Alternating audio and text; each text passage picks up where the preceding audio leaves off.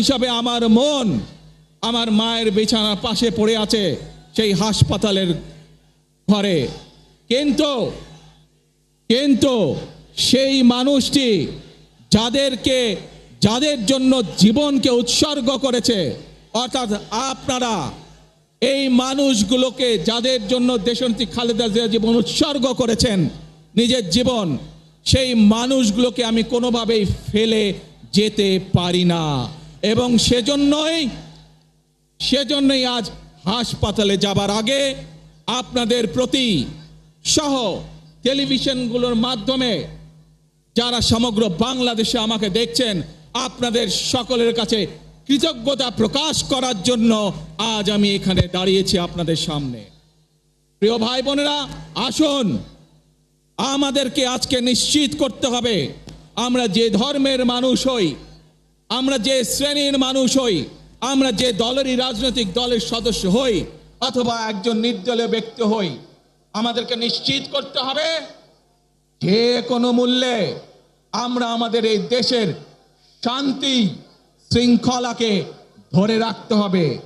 যে কোনো মূল্যে যে কোনো বিশৃঙ্খলাকে পরিত্যাগ করতে হবে।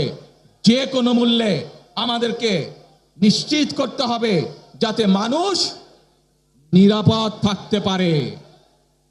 শিশু হোক, নারী হোক, পুরুষ হোক, যে কোনো বয়স, যে কোনো শ্রেণী, যে কোনো পেশা, যে কোনো ধর্মের মানুষ যেন নিরাপদ থাকে, এই হোক আমাদের চাওয়া আজকে। প্রিয় ভাই বোনেরা, আসুন